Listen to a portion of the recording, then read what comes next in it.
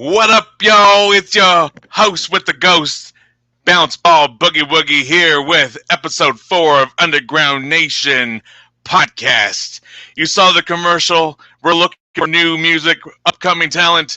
So please send your music in MP3 format and link us to all of your videos and whatever else you want to share to ugnpodcast@gmail.com. Welcome to Underground Nation Magazine.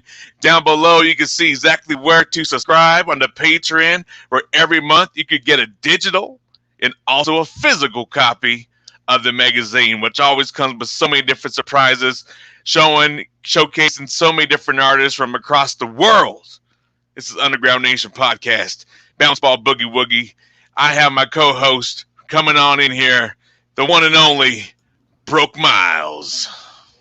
What's up? What's up, boy? What's up? How you doing today, man? I'm doing great. How are you? Dude, I'm fucking crazy, bro. Last night was my birthday, right? Birthday party all day yesterday. I kind of feel like it never stopped. Well, you told me you were celebrating all weekend, so... It's true, man. I was in the studio Saturday working on some features, bro, and they were coming out fire, and I was posting them up on my Facebook. People were like, what the hell are you doing, man? I'm like, I'm just wilding out. And I never sent the vocals because right after that, I was too late, man. I was bouncing around the house. I swear, if you walk up to my house right now, there's a whole bunch of cracks because I'm like bouncing around the house, knocking the walls over. Yeah, I don't know how I'm going to fix that. Extra zebra cakes. Oh my God! If anyone hasn't seen, man, I did the zebra cake challenge last night on my birthday. Even though I've been dieting very hard for the past 6-7 months now. Thank you, very hard. Congrats. For real. And that was like my first time being able to indulge into some cake. So all the homies, as you all may know, of Attempted Murder Entertainment, a la Ziola Lou, they're all doing the zebra cake challenge, right? And they nominated and I am currently the zebra cake king. Let it be known, of all things to be king of, I am the king of zebra cakes.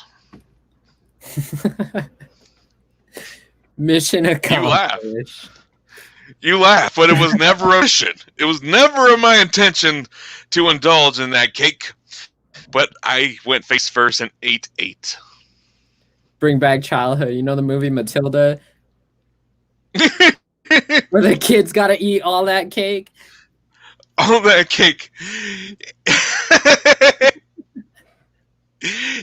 and you know, it's like when you eat the fucking zebra cake, it like dries everything up in your mouth, bro. And it was like I don't know, like wet cement.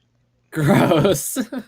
It was gross. I remember even got stuck in my back of my throat, and I was just like, wow. I had to take some water, bro. I was like, fuck this zebra cake. Disqualification.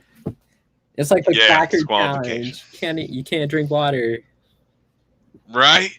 Well, no one said how to eat the cake. They just said eat the cakes, all right? We ain't going into specifics. I'm still the king. Bring it on. Anyhow, tonight's show, we're going to be talking about the future of what we foresee of the underground music scene of anything. I mean, from hip-hop, rock, rap, R&B. At the end of the day, we're all in this together. Ain't that right, country singer? We're in this together. Country. Dude, no, for real. We're in this together. So to help us tonight, we have an artist that's been in the industry for many years, and he's going to shine some light on where he's come from and where he foresees where we're headed.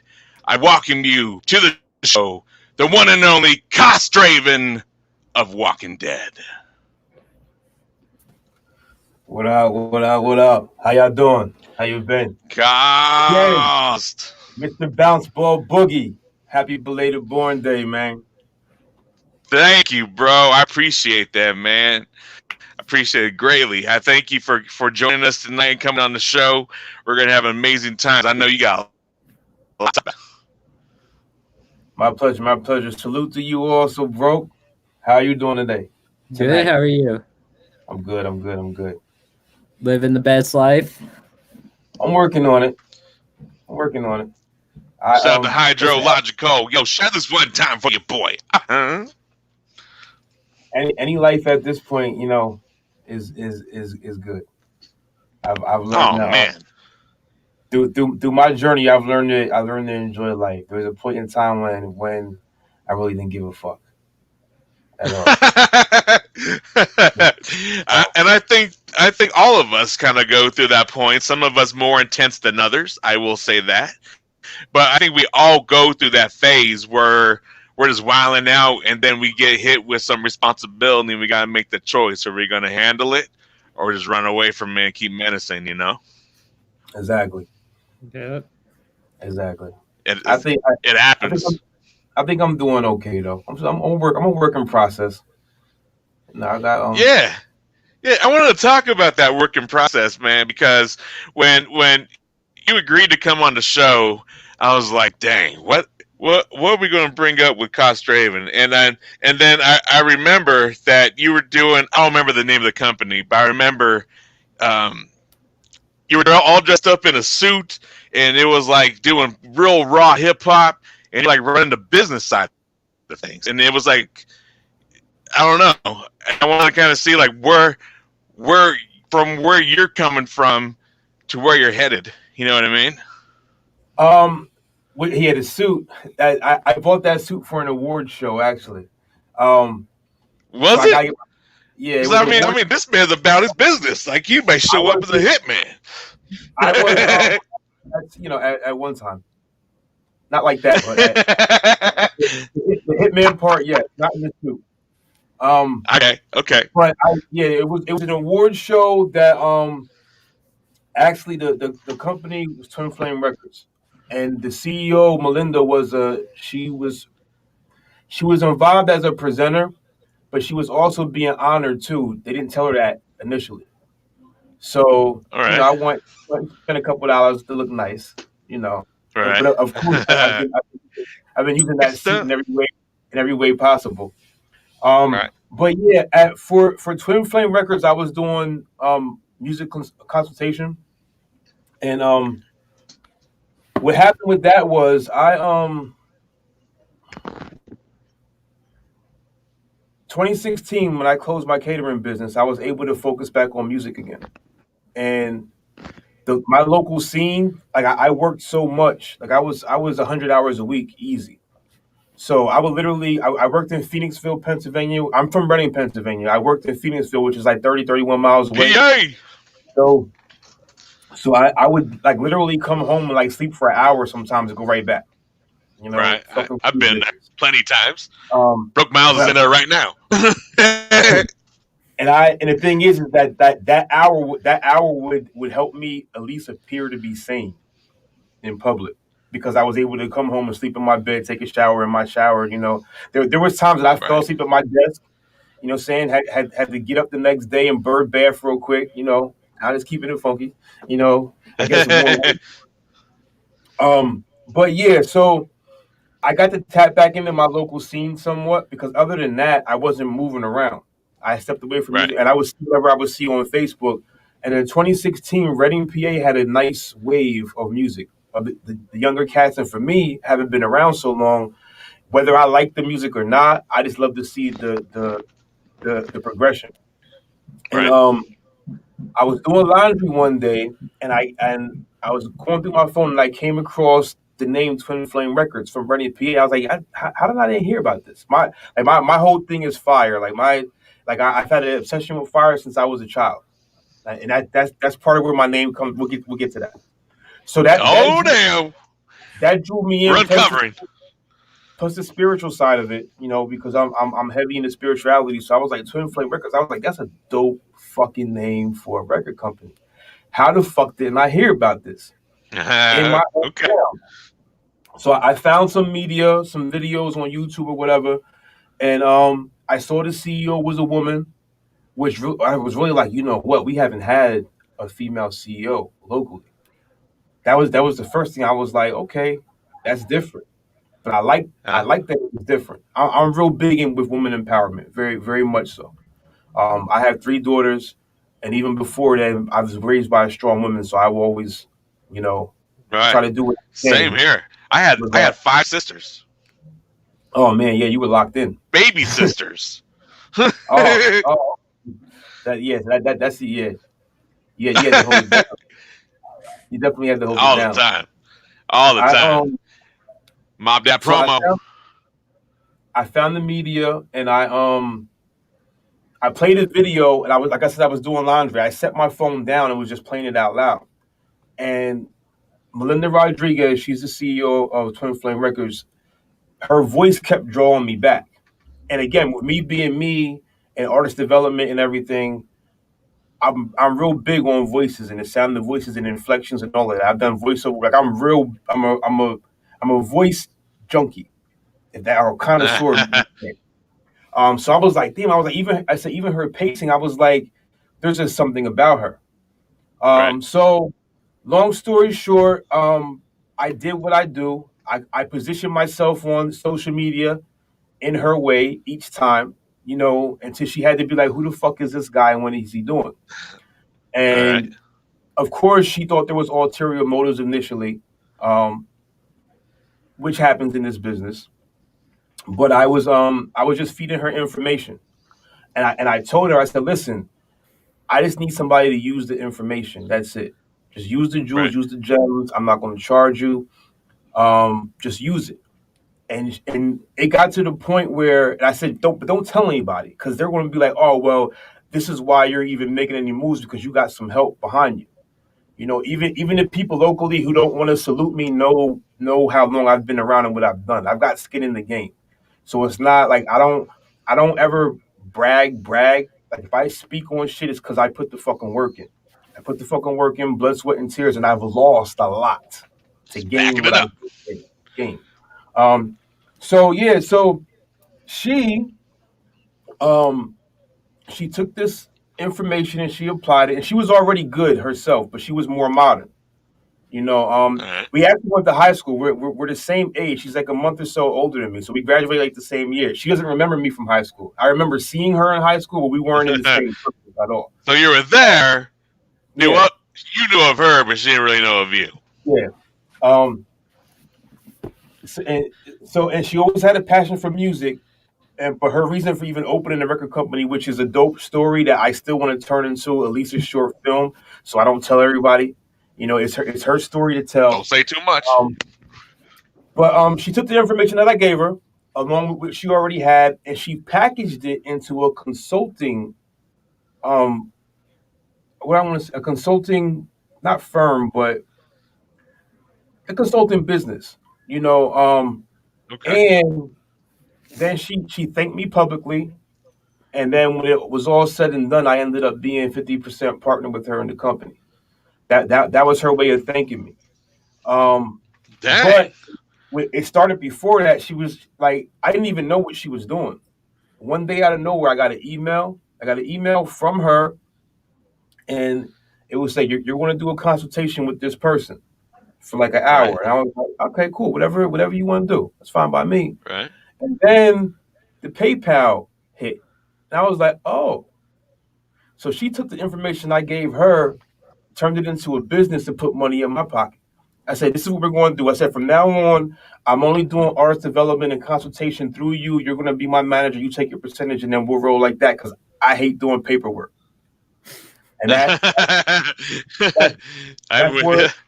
that's where our business relationship officially grew from.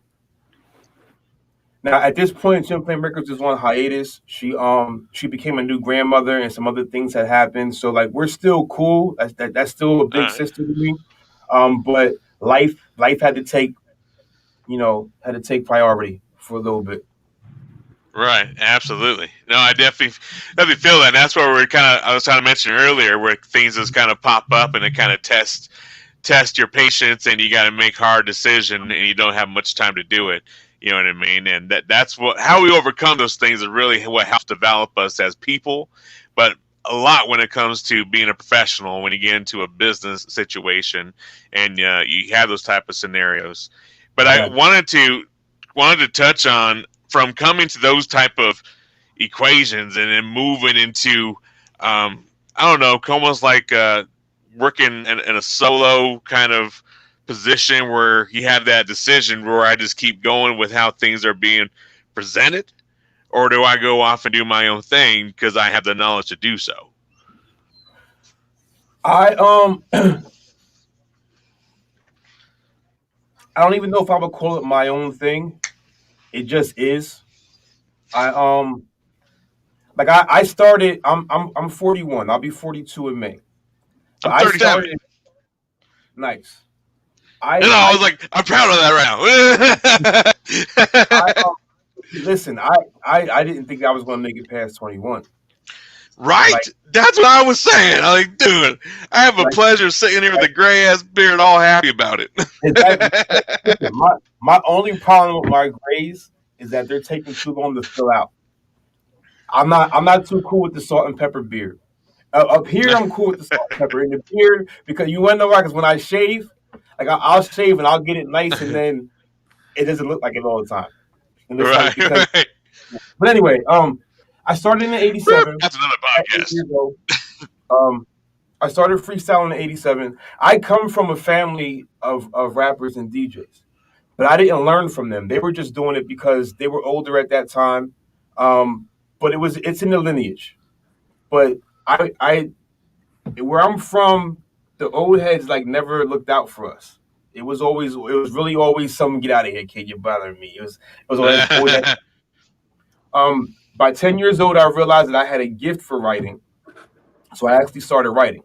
10 years old is also the same time I started abusing alcohol and painkillers. That's another story, but it just was. It was what it was. You know, I'm completely sober now. I don't do anything at all, and I don't have a problem with anything. I just stopped craving it. And then, you know, so now we're at 89, and like nobody knew I rap. I kept it to myself. But what that did for me was because nobody would teach me, I had to teach myself. It made me always want to give back to other artists. Absolutely. Always. Same here. In that position. I've literally been developing artists since '92. And I didn't look at it that way. We're just vibing, you know what I mean? But then when you go back and you look at it and you call it what it is, and you put a title on it, it was what it was. You know, so I became very instrumental in our local scene for that reason. Peace, sis. That's my sis, Jalen. She's an artist that, you know, I was developing for a moment. And still am, you know, like we fair, we roll. That was like we'll have to trust me. We'll I want to let you ask your questions, and I'm gonna because I'm known to ramble. So man. Like I said, we're all excited to have you here, man. And I know that you were in a position of not diving into interviews, and that's why I was saying this isn't really much of an interview. We're gonna have more of a conversation because having that experience of coming, you know, like you said, 1987, you really started getting heavy into music, in which having that experience and seeing the younger generation, like Broke Miles next to me, right? We really want to talk about what obstacles we're facing now and what we're going to be seeing it come to going into 2021 and how we're going to keep the music alive. You know what I mean? And like you just said, I'm in that position as well of having all this experience and being able to reach out to other artists and to give them a platform to start showcasing their talents, and whether it be the freestyle, even if it's a comedy. You know what I mean? You're a comedian. Shoot, I'll give you 15, 20 minutes to come do your thing in between acts. You know what I mean? It's just giving someone that opportunity. But I don't know. What do you see? Broke Miles, what do you see? I mean, as a younger generation, I don't know. Give me your 2 cents. Well, what's the question? Why we do this? I'm saying that. All right. You know how long I've been around, okay? Yeah. Just amount of time. So, ask me what you would like to see from the older generation. Like how can we be more supportive of what y'all do? You know what I mean? How could he be more supportive? How could we be more supportive of the younger generation, Broke Miles? Well, now with COVID hitting, it's more of just like sharing local, like how your wife has her business, like share local, like small businesses and like support your local artists. Like it's really not as different like as it was back then, but it is. Like there's a huge jump because now we have like streaming sales, Spotify, stuff like that. And like back then it was you're selling records straight out your garage with CDs and out the trunk, like, boy. Yeah, with paper covers. Like I have an album from Bounce that's in a paper cover. Nice. Yeah, you got to bring that. All right. But like now all you're getting are just streaming sales and like getting it shared to the right person and like getting everybody to listen. That's the hard part. Like, so let me say this. I'm real big now on collaboration, because what you're saying, everything you're saying, boils down to collaboration in some way, shape, or form. Even if I'm just supporting your business, that's still a collaboration. It's a collaboration of energy. I'm real big on sharing energy and being careful whom or what you share energy with. Again, that's a whole. We can have a few other conversations and go in depth about that. But what I do try to tell people is, you either find like-minded people, which is a little easier, or you find somebody who may not be in your lane totally, but maybe you can both adapt enough to at least get a song done because of how streaming is. And I explain this all the time. The more you collab, the more you have a chance of expanding, period. Because when you, okay, put it this way. And so I never thought about it this way. We're going to say it this way, and this is a good platform for it.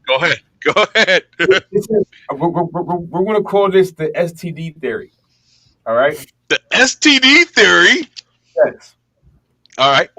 Or just casual sex theory. You know what they say. You know, you have sex with one person, you have sex with everybody else that they ever had sex with. Yeah. That's what streaming is like. You know what I mean? Because, look, no, Bounce, listen. I'll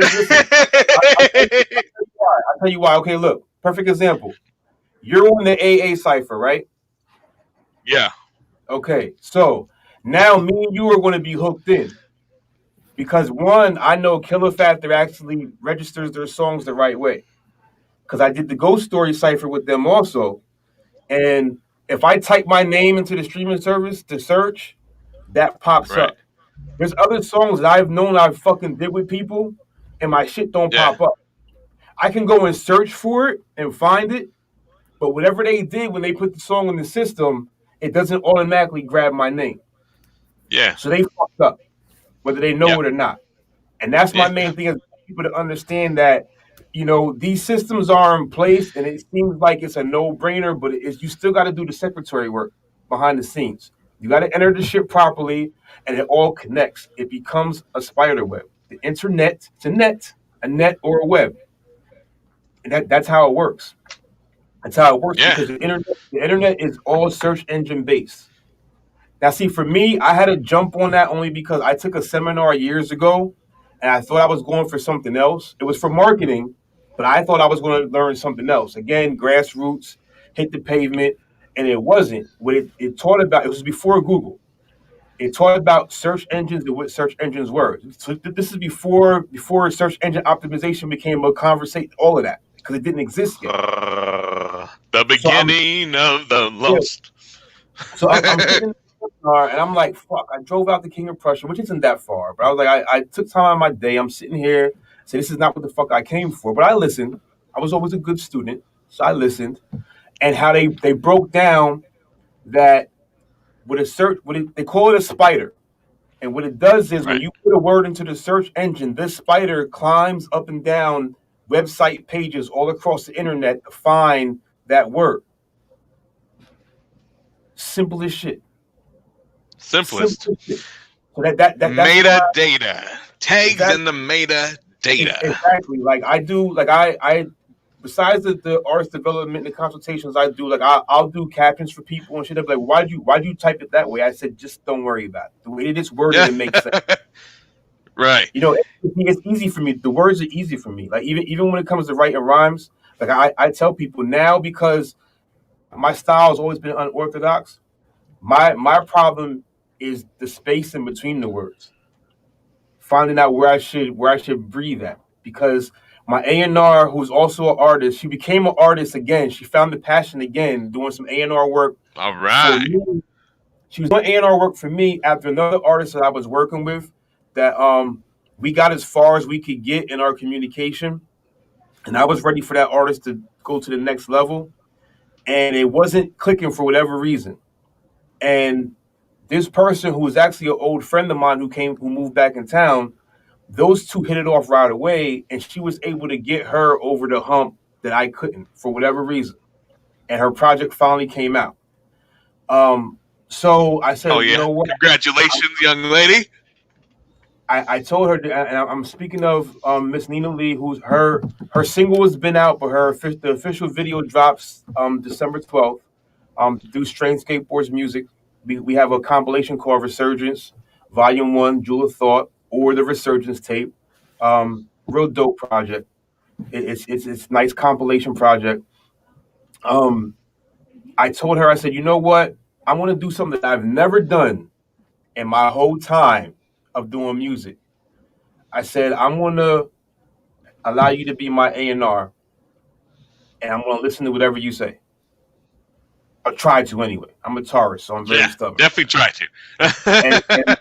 one of her things is getting me on slower beats, which, like, the A cipher is very fucking slow. Yeah. Like I had to really focus to find that pocket, because my brain is always clicking, So, but that A cipher is perfect. Like, even if we didn't connect through this, we're always going to be connected once that song is released. Everybody Right. that's on that song, as long as you keep doing music, you're always going to be connected in some way, shape, or form. And that's what I try to explain to people. So let's just collab. Get on something, collab, make sure it gets registered properly, and you'll already be supporting somebody. Any artist I know, whether they know it or not, they're on a playlist somewhere that's just running. Running. Like for me, that's the easiest way for me to support when I can't just share all the time. You know, um, Absolutely. but I'm big Absolutely. on that, and I'm big on using people power. Like I have no problem with some of the marketing and promotion services, because that's the way it is now. We're in a pay to play system. It's just whether you're getting screwed over or not.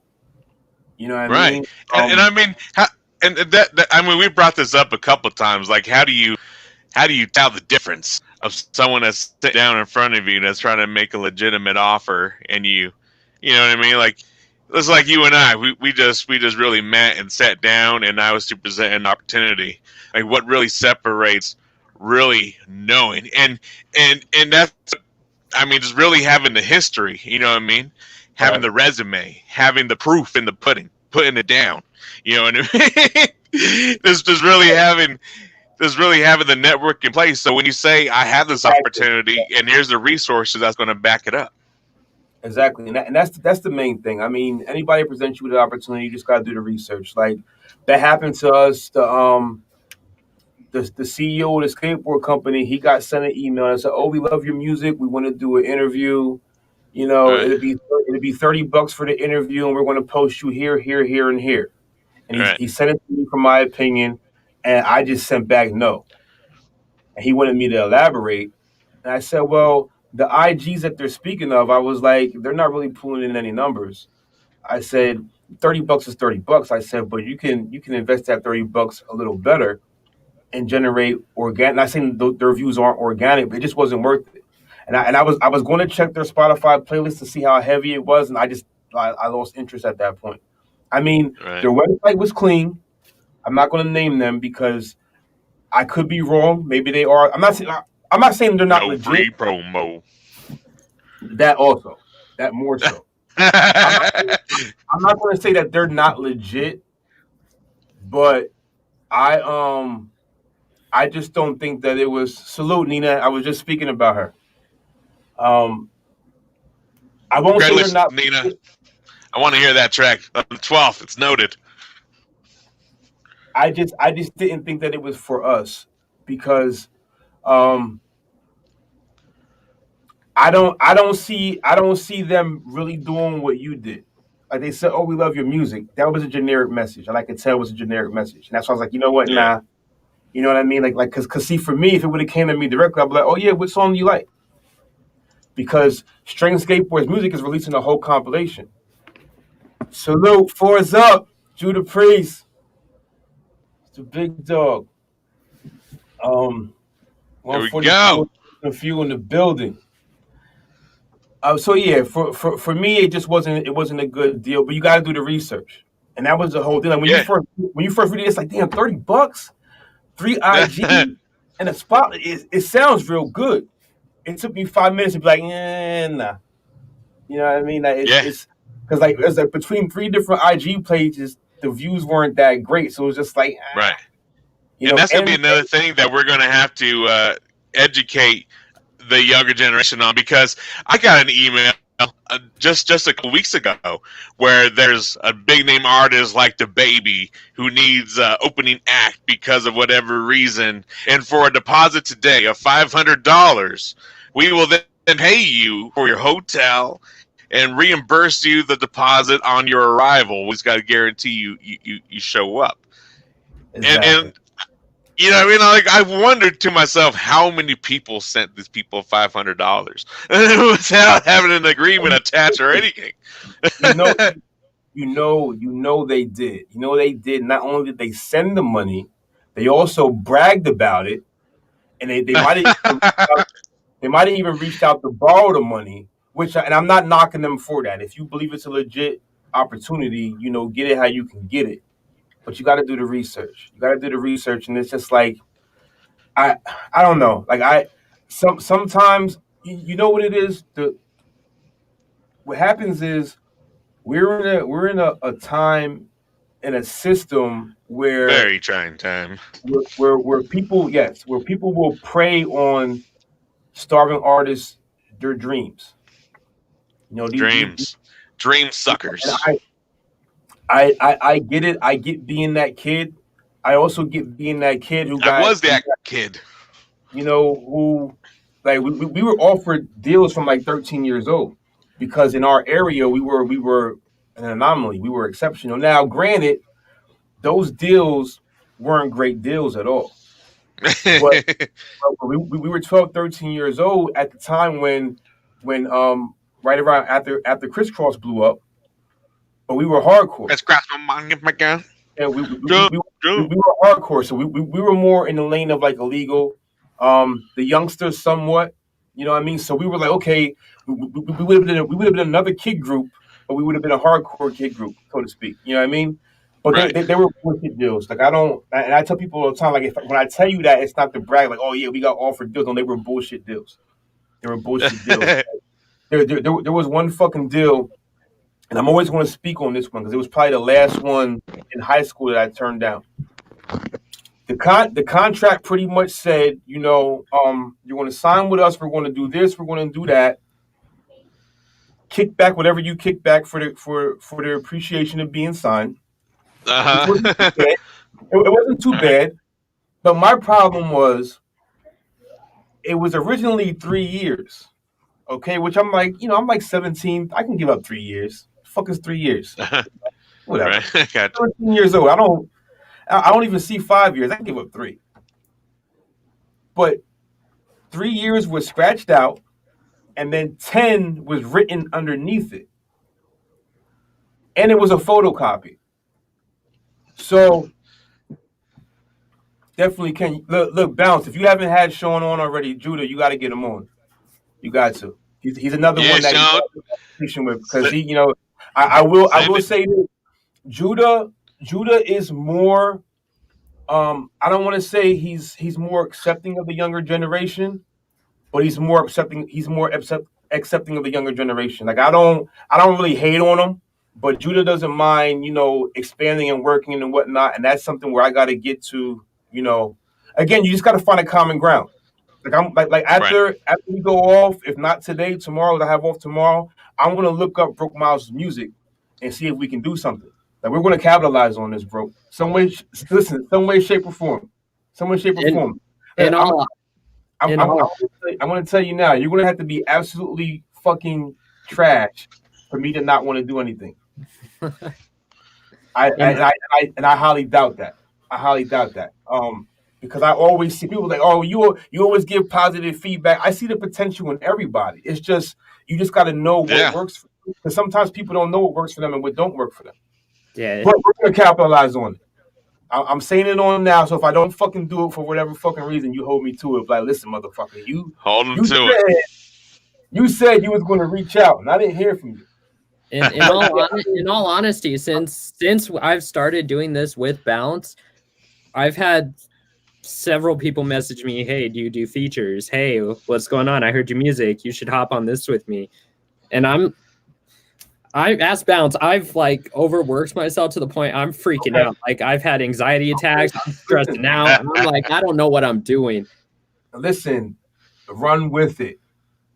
If people are giving you that energy, you take it. Because there's going to be a point in time when you need it. You understand? Like you got anxiety, good. Channel that shit. That's it. That's all you got to channel it. Look, right from that fucking perspective. Listen, anybody knows me. Like when I gotta do a song, when I gotta write a song from a certain perspective, I can't write it unless it's real to me.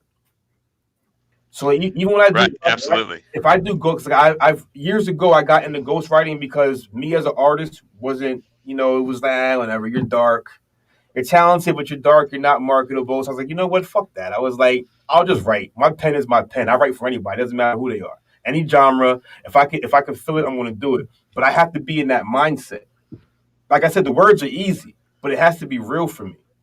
You know what I mean? So, listen, Broke, if they hitting you up, run with it, man.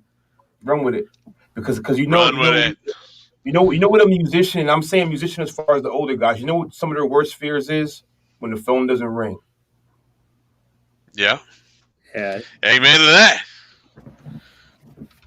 That's truth right there. I go on for so long on. Go ahead. No, I appreciate it, man. Yeah, lots of skill we're dropping, man. It's love. Yo, real quick, we're gonna drop this heat real fast. Caust Draven has brought new tracks with his group Walking Dead. And I'm going to play one of them right now, just so y'all know who you would be collaborating with. Caust Draven. Here we go.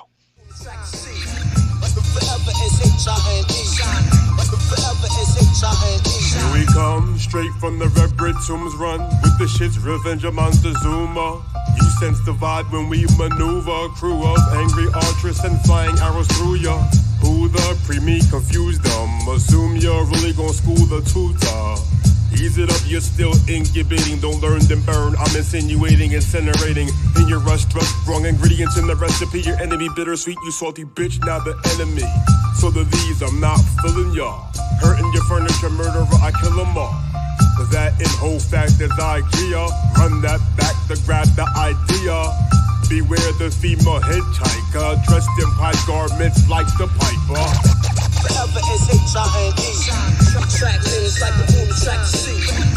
Forever is H-I-N-E. Forever is H-I-N-E. Forever is H-I-N-E. Perfect, I'll do it right here. Did that go? Yeah. Hell yeah. There it is. Caust Draven, Walking Dead, streaming now. Go look them up, check it out. But yeah, man, that's where I really see the upcoming months really being dedicated to streaming.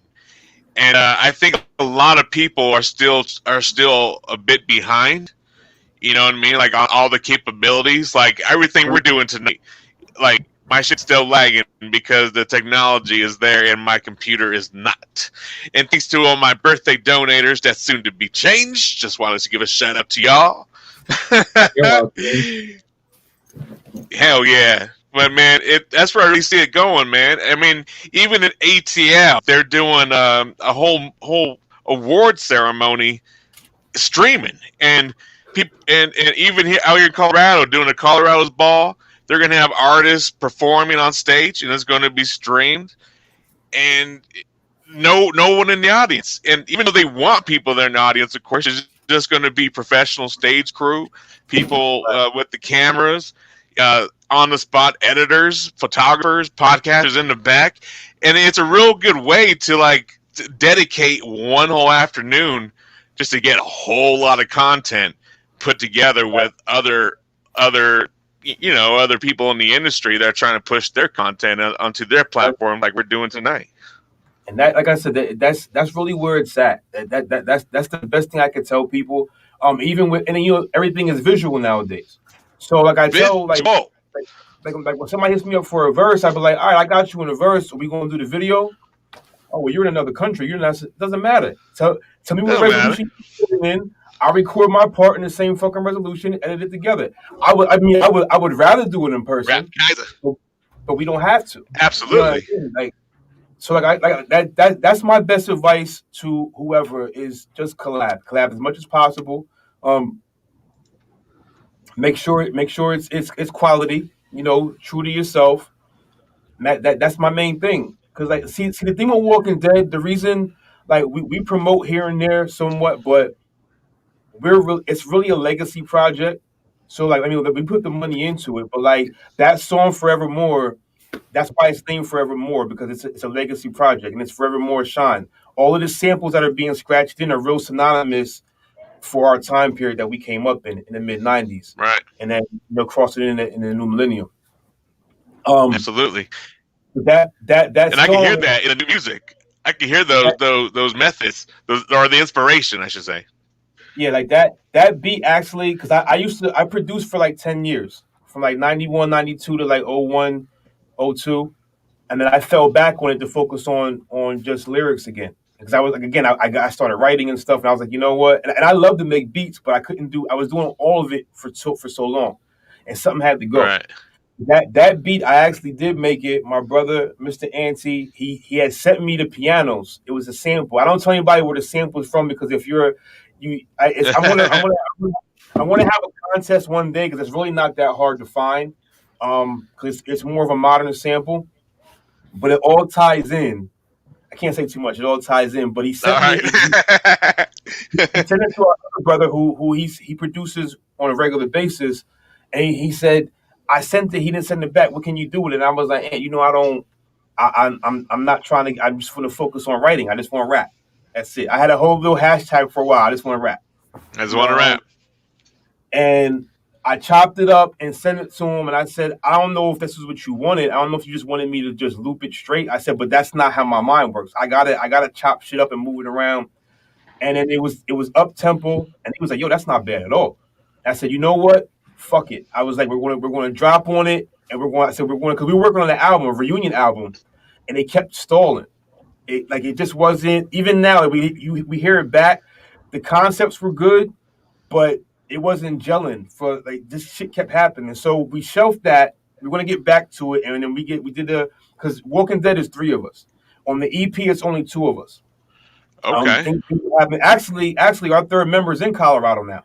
And Ant just went out to Colorado to visit him. Yeah, so I'm gonna hook y'all up. I forget exactly what part he's in.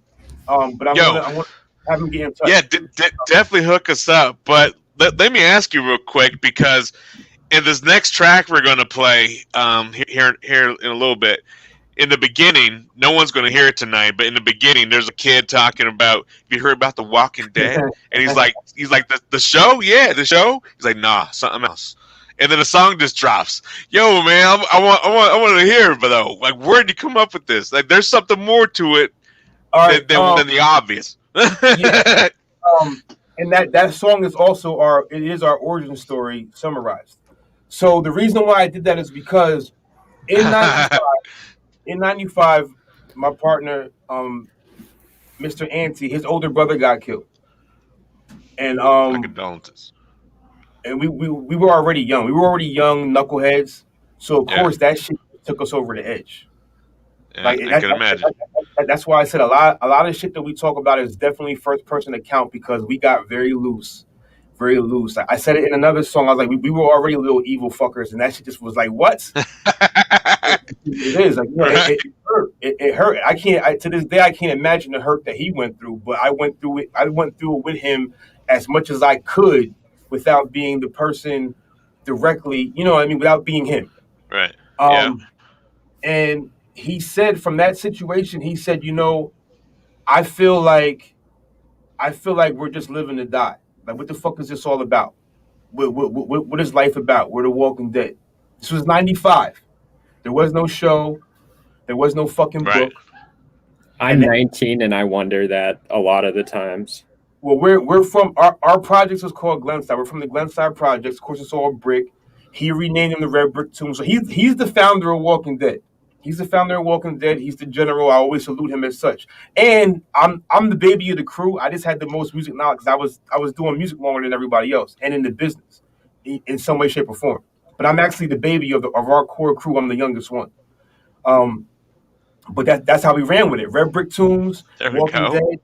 Our name, me and his name is because the two of us were a group called the IRL, Ill Rated Lyrics. And we were always dark rappers. And then our other member, Beast, he moved back to Glenside in '96 a year later. And we did a song called Three Faces of Death, and people started calling us that. You know what I'm saying? Really? So that was the group name. I was the first face. Auntie was the second face. He was the third face. Matter of fact, we recorded songs. We were even the G-side Stranglers on one song. We were just throwing, we were just vibing, throwing shit out. But that's where that came from. So it was a movement. It was a movement in remembrance of him. So it's always rest in power, Louis Arndt. You know what I mean? Like we still miss him to this day, man. It's all these years later. It doesn't get any easier. No, I know it. I've been there, and I've lost a lot of many greats. But you mentioned that name, Faces of Death, and that's actually one of the first horror albums I ever listened to, and it was by Bone Thugs and Harmony. Before there were Bone Thugs and Harmony, they were Bone Enterprise, and that shit was some of the most rawest shit I've ever heard. and it was really like those listeners of that album only get the little tips to give out, as calling themselves Leatherface and all the little fun names that they have. But yeah, man, that shit was really heavy. This is really heavy. I want to hear it. I think quite a few of us had that vibe in the 90s. Like I said, for us it was real life. Me and him got to be a group in '92, and I tell anybody, I said it on the other interview. If it wasn't for him, the public may never have heard me rap. I wasn't rapping for nobody. I had like one cousin that knew that I rap. That's it. But it's because of him. He was the more outspoken one. And I was like, you know what? I got a partner, because he didn't want to rap. He was like, I don't want to do that shit. And I kept pushing him. To this day, he's my favorite rapper because I watched the evolution. And I know every fucking thing he says is real because I lived it with him. So, but it's nothing against anybody else, but I just had that connection with him. But yeah, man, like it's funny because we got together in '92, and of course, people didn't really start hearing us till like '94, really. And then by that time, Gravediggers came out, so it was like, oh, use a horrorcore, and it's like horrorcore didn't exist. And I'm gonna go on. I'm gonna not by that name. Right. The name was Korn because of the Gravediggers, but the Gravediggers weren't really a horrorcore. Russell Simmons. They had that was the Flatliners. Now the Flatliners were horrorcore. Like their shit was literally horrorcore. The Gravediggers stuff was dark, but it wasn't. It was just dark rap. But like I know what the history is. When Esham had action rap, like it's always been around to some degree. So people that these are the Gravediggers. I said no. I said if you want to liken us to anybody for inspiration, it would be the Ghetto Boys. That will fuck their head up because it's like wait a minute. That's how like we're lyrical, but we like I'm a big Too Short fan.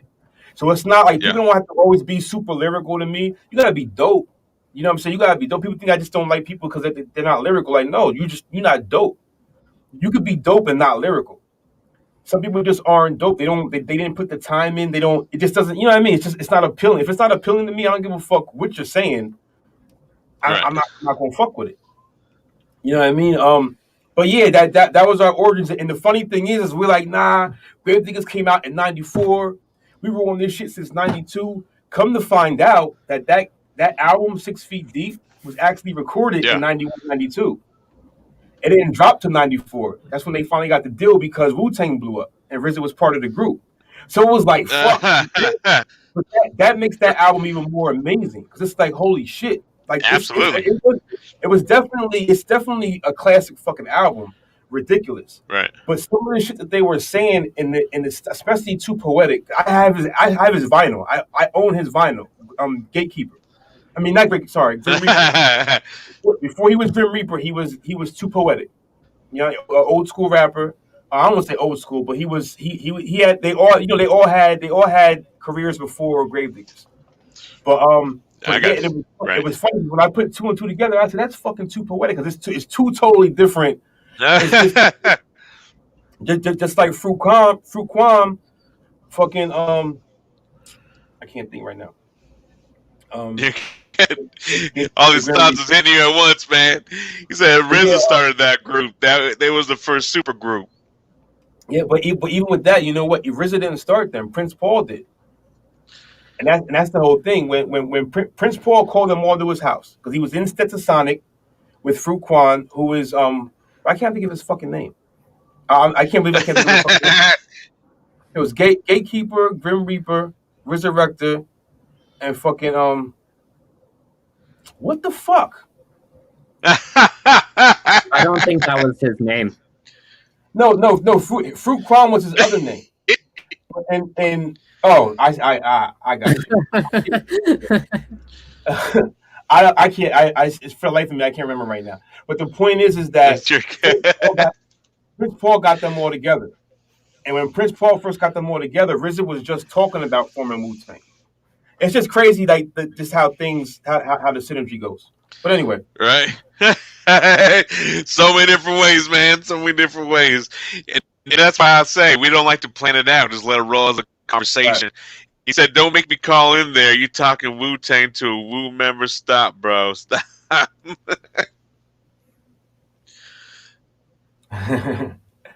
Listen, look, Judah, but you know I'm right though. You feel what I'm saying? Listen, I already, you got to get Judah on. 144 Chosen Few. I am an affiliate of 144 Chosen Few. You know what I'm saying? Proudly. Salute to them. I started out as a fan. Actually, I saw the reunion show in 2017, and I watched these guys perform. And I thought to myself, I was like, why the fuck did you ever stop doing this? I don't even know if Judah knows that. Because I was still doing music here and there, but I didn't want to perform anymore. And I was like, I missed it so much. You know that energy exchange is there's nothing like it. There's nothing like it at all. Like I said, I'm real big on exchange energy. And I miss doing shows so much, and I'm watching them, and I will say that 144,000 Chosen Few definitely reignited my love of the road, of wanting to be on the road, and just hip hop in general. Like I said, I was still doing it here and there, but I was doing it because I could do it. I wasn't really. So is that going to get you? Is that going to get you doing a live stream performing for us? I don't know. Come on. That's what we're talking about, the future, man. And if we can't perform it live on the venue, might as well do it here online. You know, it's always possible. It's always possible. This is the funny thing. Before we got locked down the first time, right? I had that itch. I had that itch to get back on stage. I haven't felt that in a while again. So I'll never say never. I'll never say never. I just right now what I'm doing, I'm I know you are. I know you are. I will. Right now, I'm just stacking music. That's what I'm saying. Like, it's get the music, get the catalog, and then anything is possible. You know what I mean? Anything is possible. That's my whole thing. For as long as I've been around, like I have a big catalog that nobody has heard. It's just sitting. It's just sitting in hard drives and cassette tapes and shit. You know what I mean? Like, so it's not. It means nothing. You understand what I'm saying? It means nothing. To me it does, but to anybody else, like it's so. I'm like, you know what? Nah, we're gonna put the music out. I'm gonna catch up, put the music out, get it all in the system. You know what I mean? And again, that it helps out Walking Dead. It's all relative.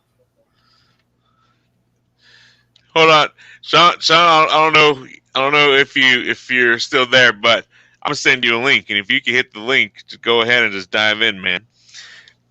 Yo, Easy 606, what's up, man? Thanks for the share. Hydrological, yeah, I agree.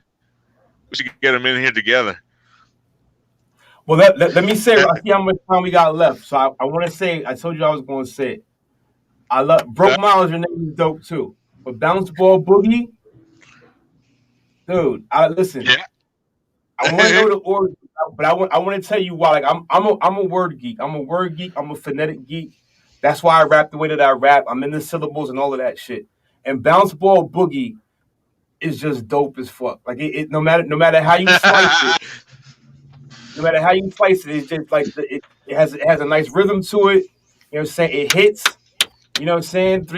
Listen, yeah. So, yeah, I'm gonna interview you real quick. What's the origin? What's the origin of your name?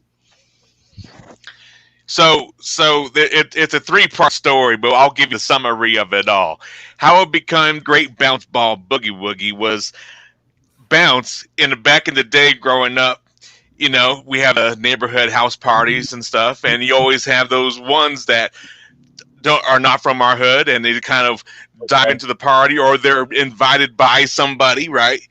And those are the people that kind of act a fool or whatever. I would be the one to kind of step up and bounce them out, and I would gain the name of being Bouncer, Bouncy, or Bounce, because I would bounce them the fuck out, right? My grandmother passed, and after her funeral, I was one of the last ones to stay behind, right? Helping clean up and do all the stuff, and family all left, and I was the very last one. And I went and kneeled down in front of the statue, and I prayed. And I looked down, and there was a bouncing ball, a big red bouncing ball at the feet of the statue. Anyhow, I took the bouncing balls. I felt like in my heart it was a gift from my grandmother, and I kept that bouncing ball with me going through high school and whatever. And I was bouncing it around. I'll be fucking around in class, teacher getting pissed, and eventually people start saying bounce ball. And then I started taking it from the ICP lyrics, or kind of fucking around from Cotton Candy. They call me Bouncy, but some call me Bouncy Balls. As you can see, my bouncing balls bouncing in my drawers. And people just crack the fuck up from me stealing that lyric from ICPs. They don't know better, right? And so Boogie, I had an old homie that was working with me, and we're doing the rap shit, which never didn't work out. But he came up to me one day and he was like, "Why are you calling yourself Bounce Ball? You should call yourself Boogeyman. You're scary. You paint your face. You put on contacts. Do your hair all wild, man. Why don't you just call yourself Boogeyman?" And I was like, you know what? How come I can't have a first, middle, and a last name? And Bounce Ball Boogie it was. Salute to that. I was like, you know what? No one's ever going to come up with that name. And I remember when Google first started becoming a thing, I Googled my names to see what would happen, right? Because I'm in the beginning stages of everything. I put in Bounce Ball Boogie. And if you go right now and do the same thing, you'll see back in 1943, there was an artist. Oh, my God. I was about to say it. His name jumped off my tongue. He was an artist. He was a little kid, and he had a song called "The Bouncing Ball Boogie," and it was a complete boogie woogie song. He's sitting on piano, and I sampled that song, nice, at Bounce Ball Boogie, and you go hear it right now, Bounce Ball Boogie. Yo, Judah's here. Where's he at? Hold on. Let's see if I get him. State your name, gangster. What up, bro? Yo, peace. How you? Hey, yo, son. Hey, yo, for one, yo, Thanks, shout out to Hydro. everybody on this platform. Shout out to everybody on this platform. You know what I mean? What up, Judah, man? Thanks for joining us, man. I saw you on the side. Say you want to get in here and speak some truth. This is your time to shine, my bro. Oh man, look. First and foremost, I want to shout y'all out because it's real good to see my brother Draven getting some shine. You know what I mean? He be trying to play the background all the time. You know what I mean? So to see him in the forefront right now, man, it's amazing. It's a blessing. I love you, bro. But bro, I gotta correct you. Whoa. Okay, put me on. Correct you. You don't talk no Wu-Tang. You don't talk no Wu-Tang stuff. You know what I mean? Like, listen. The media version is you know what I'm saying? Prince Paul did that.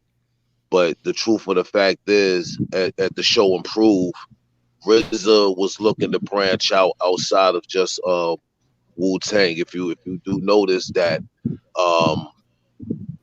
Gravediggers, you know, they are part of the 5% Nation of Gods and Nerves also.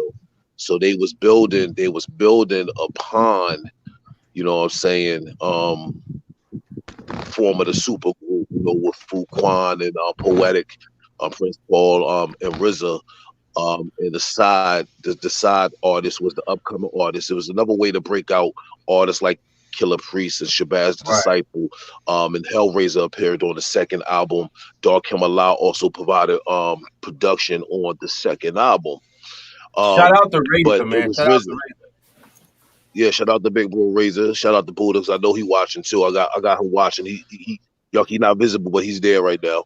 But the thing was, RZA, it was the affirmation was RZA's idea of being able to form a super group, and then years later, Prince Paul helped construct it because RZA was doing the all the Wu albums and the solo albums and stuff. You gotta remember Wu-Tang had a big they had a big like a big mass of like projects just flooding the market. And Gravedigger snuck in there at a good time because everybody say Killer Army was the first off of Wu-Tang Records. Sons of Man only dropped a single, but the first album that was a side Wu-Tang joint was Gravediggers. But it was RZA's, it was, you know what I'm saying, it was RZA's jewels, you know what I mean, to help formulate that and situate that though. I stand corrected. And also, Fruitquan is gatekeeper. I just hit me. Fruitquan is gatekeeper. Prince Paul was Undertaker. That's the name it couldn't click for me. But I stand corrected. At the same time, like I'm not surprised either. I'm really not surprised. It always did seem a little off to me, but we got it from the source. Nah, nothing is ever off, man. It's how things are supposed to manifest. You know that firsthand by being with me in 144. You know what I mean? Hey yo, and I want to make knowledge on, man. You like I don't consider you no 144 affiliate. You know what I mean? You bring a lot to the table. But you my brother. You are 144. Hey yo, peace and logical, peace, God. You know what I'm saying? So like, nah, you know, you want a 144 affiliate project, man, but you so much more. I don't even look at the affiliates as just affiliates, man. We all one big family, my lord. You know what I mean? So yeah, I just wanted to make knowledge going on that. There it is. For example, but you see it though. Listen. Look. There's people in the comments can't believe this is happening right now. Yo, shout out to everybody, man. And Broke Miles, like when I came in, I was saying that you was looking, you know, with your music to try to do things. So like I'm gonna do something I never do. I don't check links, man. But what I want you to do is hit my inbox, send me your links. I remember your name. We'll check it. We want to build, and I'll give you my math, and we could just really build. You know what I mean? The key. Listen, and this is for all the artists, producers, the aspiring everything with this industry. Let's I go. want everybody to take this in. It is better to unite. Everything is not about financial success with it. You know what I mean? Like when I do collabs, man, I don't kill people on collabs. Look, pay for the studio session, we got it. But what the one thing that I can give you more than that's going to be better than a verse is knowledge. Exactly. Knowledge, you know what I'm saying?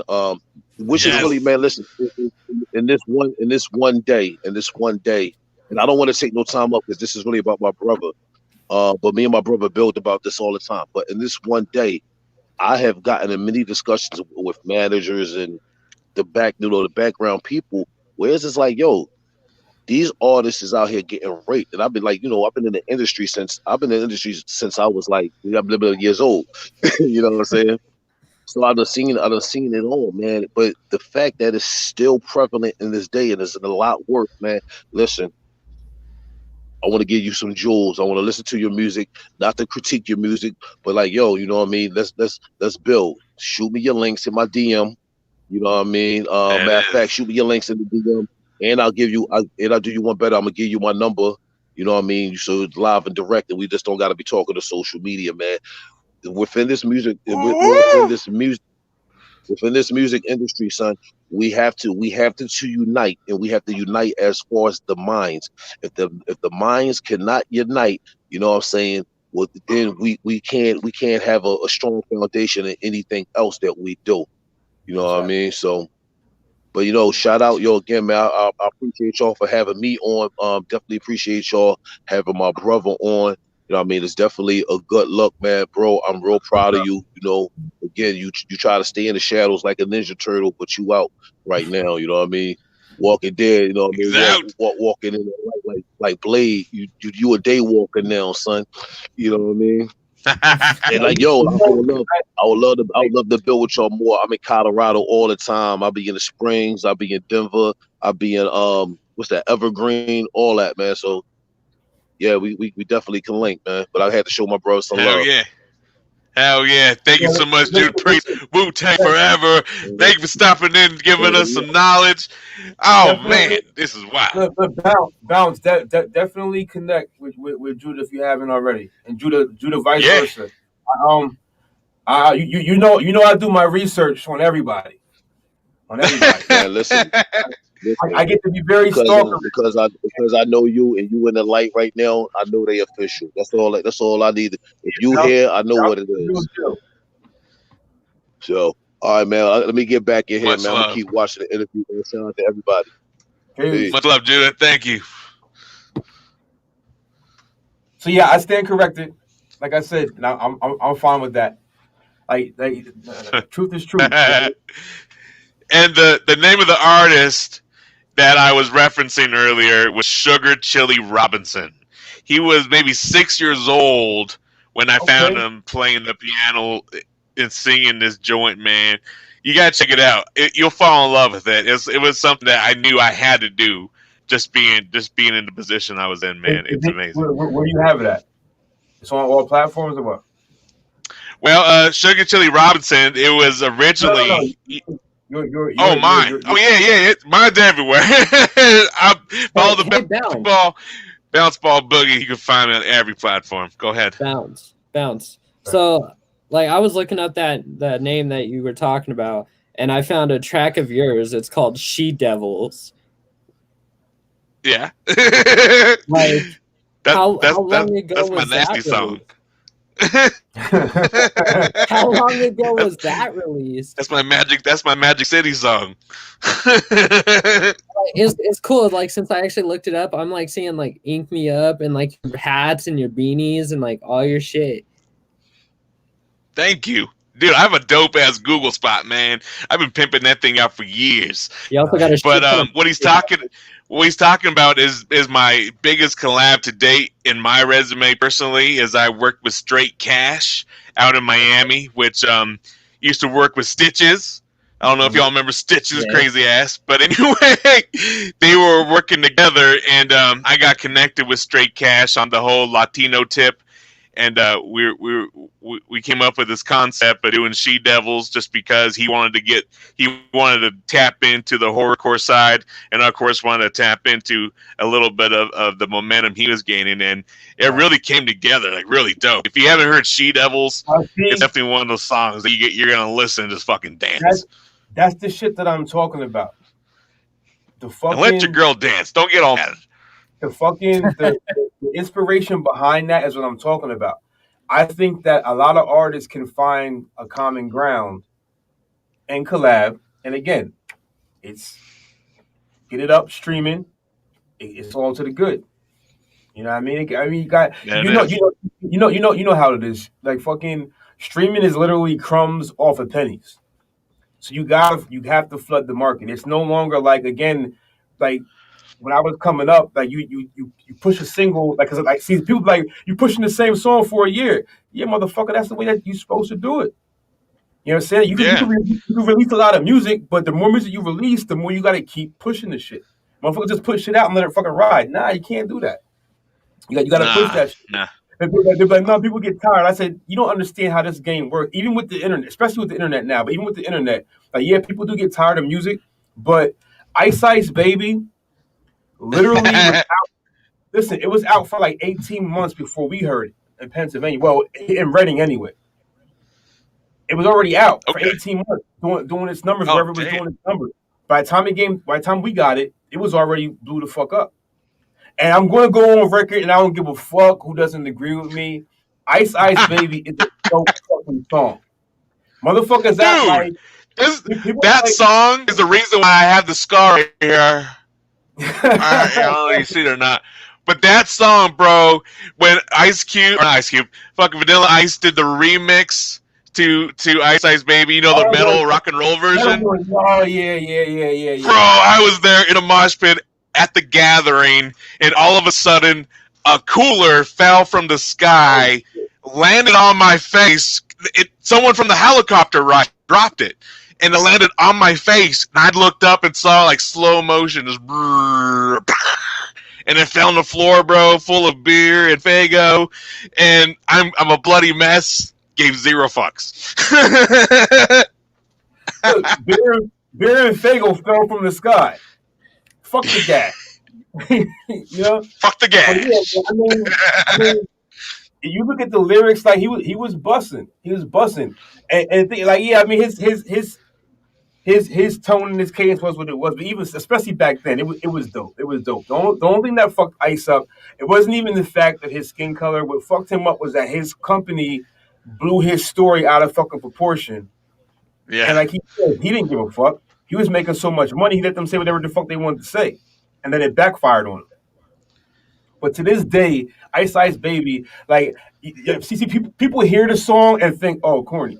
But you read those fucking lyrics, and you tell me those bars aren't fucking dope. They were dope because everyone remembers them. Everyone remembers them. You may not remember the whole song, but you remember pieces of that joint. There's still pieces you'll remember. And he got away with talking about a fucking drive-by on a fucking hit song. Yeah. And nobody gave a zero. They singing right along with it. Like they didn't even realize what he was detailing. You know what I mean? Like it's again, if you take off the surface and you really dig into what the song is, I mean, there's bars, there's lyrics, there's bars, there's social commentary. It's a classic song for a fucking reason. Besides the hype machine. Yeah. Yeah. What up, man? What up, man? Yeah, I had to get hyped for you because you always fucking loud and shit. This fucking guy. At the time, he wasn't loud in the group chat. And I was like, are you okay? You all right? And fucking Bobby Wood like, oh, he's sad. He's sad. Tell him to go play some Little Peep. He's like, no, I'm in a fucking store, bro. He's like, I feel attacked. I'll listen to some Broke Miles. Why? You like Little Peep? Yeah. Why'd you look off to the side like that? Listen, you can like listen. Look. I like Vanilla Ice. I would say I'm more of an NF fan. Okay. Like I got to be honest. I find like he's more relatable than Peep. I gotta be honest. I don't think I've ever heard a Lil Peep song, and if I did, I wouldn't know. You know what I mean? That's how I was. I didn't think I heard a single song, and then my girl played a song by him, and it sounded very familiar. But I couldn't put two and two together. Yeah, so I don't, like I said, I really don't say much. I don't say much when it comes to certain things.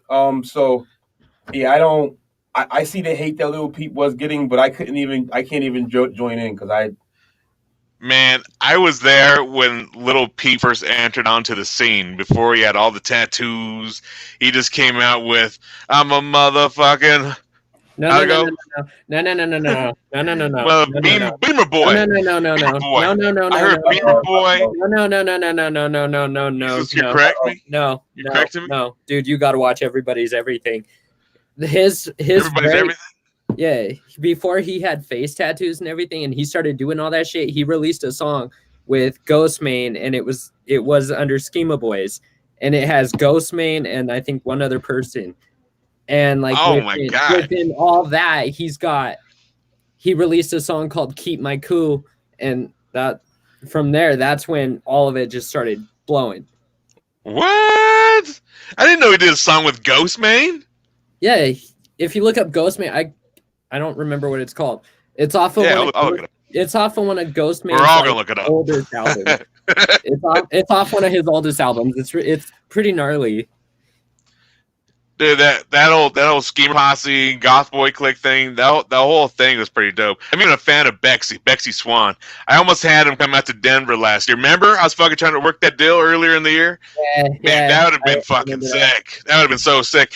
And that was like during the time when he was like getting people all flustered because he was like doing suicidal things.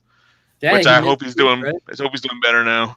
But it was wild at the time, and people were like, "Don't do it, don't do it." It's just a big controversy thing, and I'm like, "That's probably why I should do it."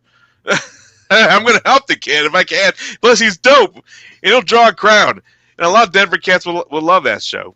Anyhow, maybe one day we'll talk it into existence. I'm hearing like every third word. Oh, we starting to cut out? Are we starting to cut out? Well, we're approaching the end of the show anyhow. We got all the juice out of the lemon. We're just funneling the last drops out of this motherfucker. So with that being said, before we say goodbye, we have one last song that Caust Draven has brought to us. And let me load it up. Here we go. This is I can't see it no more.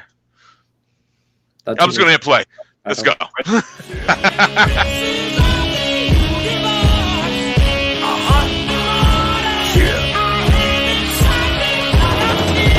Present day, peasants still get slayed. Always off with all heads in array. A magra gray already rolled, deadly many laid. Plenty eyes left in their crescent display. Resting in graves, keep telling me to watch what I say. I reiterate with compelling schemes that drop you in ranks. Obliterate, hurting you till you walk in cursive loops. Then hearsing you, curtains drew in every rapper. Generalized, cause take your personal. The general summed it up quite clear. 9 deuce to now, we're ready. PA's worst nightmare. Really wild out, put our real crimes and rhymes. Dared Vicks to retaliate, and we returned right there. Had some downfalls, some rejoiced. Thought y'all would shine, glad that got state time. Happy to hear my flat line. Here's G-Side, back with a vengeance. Now be repentance, acting a menace. Add to our legend.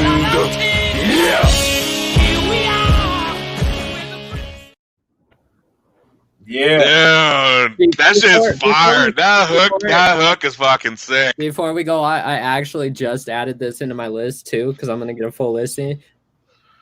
Bruh, that album cover is really dope. Dude, is that the He-Man sword? No, it's fucking. It all plays off a Highlander.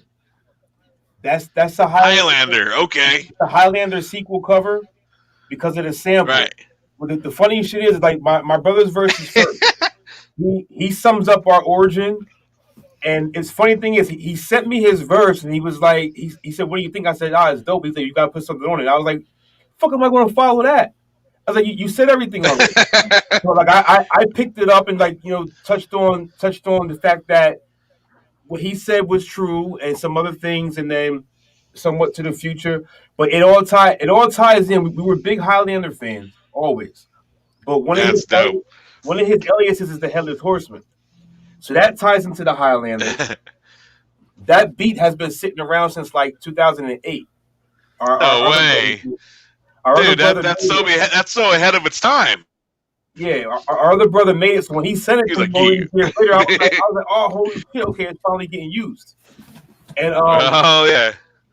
And even with the I mean, we're Queens fans also. In the video, I have a Queen shirt on, the '84, the one tour from '84. But yeah, it just all came together. That song, it really tells what it tells, because again, when we were coming up, we didn't realize how ahead of our time we were for our age, where we came from. Like we literally we would go to these meetings and people would say shit like, it feels like somebody went to New York and bought Wu-Tang or bought Killer Army or whoever and brought them down here. It was like, come on, man. Like, again, we were even with us, like we didn't hear Wu in 92 or not. Like we heard him probably 94, like the beginning of 94, maybe the end of 93. So we were already doing our thing. And there were similarities, but I always go on record as saying that we did become students of Wu because it just felt right. It already clicked. But we will always get that shit. You know what I mean? But for a while, it irks you when you're young because you're trying to do your own thing and carve out your own niche. But now it's like, whatever. People always got to align something with something else. You know what I mean? But yeah, we didn't realize just how influential we were at the time. We were just doing us. But there at one point, and where we're at locally, I was trying to form a 20-member group. And if you know the Reading scene in the 90s, rappers really did not get along. They didn't get along. They didn't support each other. And I was cool with everybody. I was in the group. I'm the rapper. Ant raps, but he's not. And I'll tell you what, I'm not a rapper. Like I was the rapper guy. You know what I'm saying? Going to the show, all of that stuff. Like he can rap and he raps very fucking well, but he's not a rapper. You know what I mean? Right. I'm with it. So I was cool with so many people, and people was like, you'll never be able to do it. Not in Reading. You'll never be able to get 20 people together. And I was like, I'm going to fucking prove you fucking wrong. And I didn't quite get all 20 on the same page, because I was trying to get them all on one song, and I didn't count bars back then. So I was like, you got 12 seconds. You can only spit for 12 seconds. It became known as the 12-second song. I got about 11. Right. I gotta find it. It's on 4 tracks somewhere. I think I got 11 of the pieces. And I never really got a chance to assemble it. But that's where my aspirations always were. You got to collab. You got to collab. Going to it? Is that just gonna put it all together? I said I never got a chance to really organize it. I just had them come in and drop, and I was going to rearrange because it was all on the 4 track. So I can only get them in, you know what I mean, like 2 minutes at a time. But yeah, it's funny. We had, like the song was so Reading, PA, because like we had the Blue Angels here that would fly by. I sampled them out of my window. You know what I mean? Like I did all local shit for this song. That's tight. It was a real unorthodox song. Like first I told people, you got to write for 12 seconds. What the fuck? It was like 12 or 13 seconds. And nobody could fathom to write for 12 or 13 seconds because some people could count bars. I didn't count bars for the longest time. You know what I'm saying? So I was like, no, you got 12 fucking seconds. But the thing is that it made everybody a little tighter because it's like, what the fuck am I going to say in 12 seconds and stand the fuck out? Yeah. You know what I mean? But yeah, I mean that's my mentality. That's my message as far as the future. Collabs. Get with people, collab, make it work, set your ego aside and work and build. I don't do music consultation anymore for money. Because even some of the people that were paying me, they weren't taking the advice and using it. And that was just pissing me the fuck off. Because the money was a bonus to me because I sacrificed a lot. Like I said, a lot. I have older kids. I have adult kids who didn't get to see me because I was running around the country doing music, doing this and doing that, living out my dream, so that one day I could provide for them. And I'll never get that fucking time back. You know what I mean? So, and they don't care about the music. They don't give a fuck. I'm just dad to them. You know what I'm saying? They don't Yeah. they don't know none of that shit. You know, like people bring up like, you know who your dad is? They don't give a fuck. He's dad. Yeah. I feel that. He's dad. So that's what I can say as far as that's concerned, and I'm real big on that. Collab, reach out, collab. You know, like I said, you like Judah said, unite. You know, if that makes more sense, unite. And people need to realize is that, okay, you don't even have to get on the song and do a verse. Get somebody to do a fucking skip for you. Give them to do the intro, the outro. Give them to do ad-libs on your fucking hook, like whatever it is. Just make sure you credit them. That's it. I'm big on that. Get the fucking credit Absolutely. Right. Period. Get the credits right. Take your time. I'm big on that. I said it before, but I do want to say it on this platform. For those who don't know, there's a lot of beat makers, okay, that get producer credit, and it's not real. Like I've done it too to show some people some love, but the fact of the matter is, you're not producing the song. Somewhere along the line, the engineer became the producer also, and they weren't supposed to be. And I always say this now: if the engineer is in there coaching the rapper, if they're even doing drops in the fucking beat, they're producing the fucking song. Give them a co-production fucking credit. It's only right. Because what happens is these beat makers get the credit for producing the song for people who's in the business, not just like, you know, average consumer, but people who are in the business and they're watching like, damn, that's a fucking hit. He produced it. All he did was, but they're going to hit him up. Yo, I need you to come produce for me, and they can't make a fucking hit because they didn't make the fucking hit. They made the beat. That's the hit. It's still important, but they didn't produce the whole song.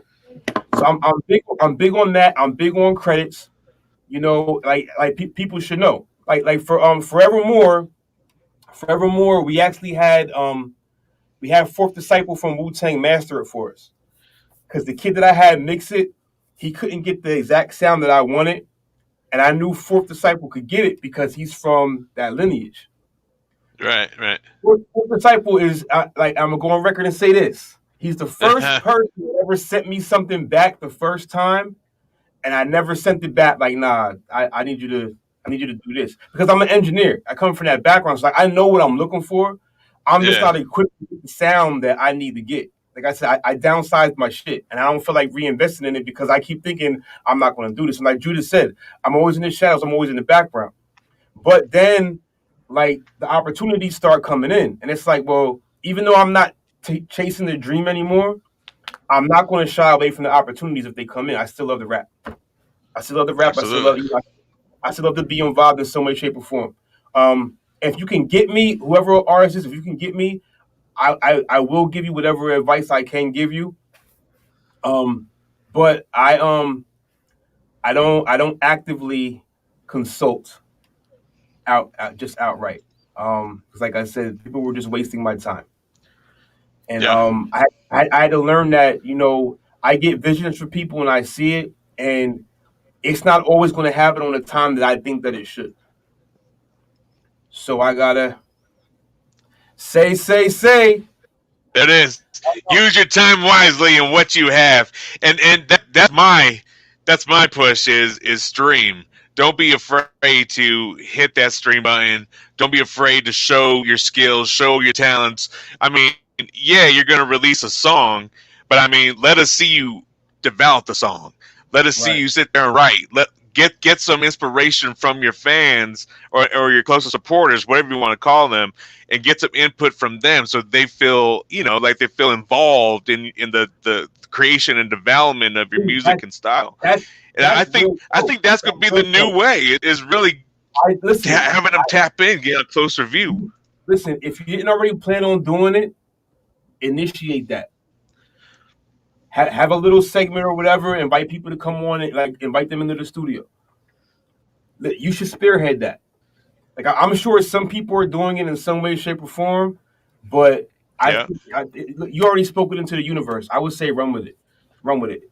You know, like, why not? You know Why what I not? mean? Why Why not? not? Why not? Why Turn the not? And camera on. Run with it. that's my advice to artists, because I mean, I've been having a hell of a good time just getting people involved, and they're giving me their input, and there's like, say this, not say that, no, I'll make a song about this one day. And you know what I mean? And that kind of gives me kind of a plan or a goal to hit, to, kind of satisfy my audience, but more on a personal level. But stream, don't be afraid of what you look like. Just be you, and I think that's what people really attract you more is in your rawest form, when you just don't give a fuck. You're just here chilling with people, and you're showing them what you're working on right before the drop, and then come back like. I'm bad with that. Admittedly, I hate being on camera. I fucking hate being on camera. Like somebody had made a comment that I love being on camera. I knew I had to be, but I don't. Right. Like, I gotta really like my government name is Robert. Robert does not like being on camera. Australian, again on camera. Oh, you did ask me about the origin of my name. I'll make it quick. Yeah. I got the name. I had other names prior, but I got the name Holocaust in '96. One of my boys, he said that he was going to either pick the name Holocaust or Apocalypse, and I ran to the school library and I looked them both up, and I saw that Holocaust was total destruction by fire, not the Holocaust, just the root word. The etymology of the word is total destruction by fire. I'm a fire bug. I said, I'm taking this name. You're going to be Apocalypse. He said, what the fuck is that? I was like, no, this is me. This is me. My mother has co-signed the name. She was like, you picked the perfect fucking name. So I don't care what anybody on this earth or off this earth has to say. My mother co-signed the fucking name. I stayed with it. My teacher would be like, why the Holocaust? Because I had an airbrush shirt with my name. I just my eyes and my name was there. But Robert, why the Holocaust? I said, it's not the Holocaust. It's Holocaust. These are teachers. Do the fucking knowledge. Do the fucking research. Right. So I was Holocaust, the God of Fire, or Holo, or Caust, and a bunch of other fucking names. Like I was like, even like Casey Jones was an alias too, because I had a whole bunch of different styles. So they likened it to me having all of the weapons that Casey Jones had. But I spelled it K.C.JNZ because it was kinetic Caust, because energy can, yeah, okay. I about to open up another segment. I got the Draven in 2001. I was stabbed in the heart and the liver, and I see myself flatline. Long story short. So, and really, what it was is like people be like, damn. I say it was bad. It was really fucking bad. Like I had no blood pressure. I lost 4 liters of blood. But they'd be like, but how did you watch yourself flatline? Well, my brain was still working, but just my body was clinically dead because I had no blood pressure. But I did go through the whole process. I didn't see the tunnel. I didn't see the light, but I did. Okay. Some things did go on. Some things did go on. What? If we ever talk again, we'll expand on that. Come on, like what? Well, at that point in my life, I had done so much dirt. I was doing a lot of fucking dirt. And when I see myself flatline, first of all, I was at the best piece of my life. It was the greatest fucking high. And anybody who's had a near-death experience, they'll tell you the same thing. You literally do not give a fuck about anything. You don't feel anything. Like you're totally disconnected, right? And I'm like, this is it? I said, all the shit that I'm involved, this is it? I was like, well, fuck it. That's why I tell people, you're not scared to die, you're scared of how you're going to die. What was happening was I had no will to live at that point. I was letting go. And what did happen was I was shown everybody that I ever met in life in stereo. Left, right.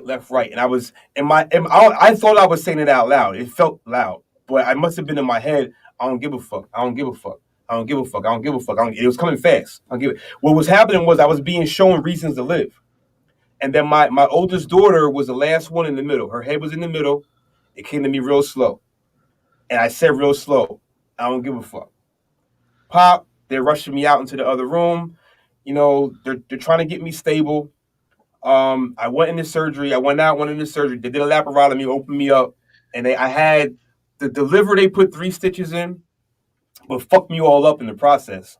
I mean, I was stabbed quite a few times, but What the fuck? those were the main ones. The chest one, Yeah. it nicked my main heart valve, and they couldn't. And I was still when I went out and they pushed me in the other room, I was still kind of with it, and the doctor was trying to take a tube and stick it in the wound so he could drain the blood off. Now I can feel what he's doing. I can feel everything. I can feel the pressure. I can feel everything. Like I said, I didn't feel when I was laying there. I didn't feel anything, but I could feel what the fuck he was doing, pushing around. Yeah. Like when they say pain is pressure, that's all I felt.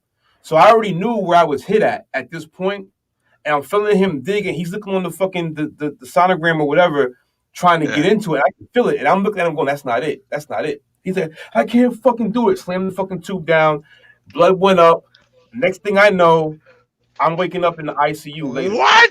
What? And I was out. This is the ill shit. I was out from. It happened on a Sunday.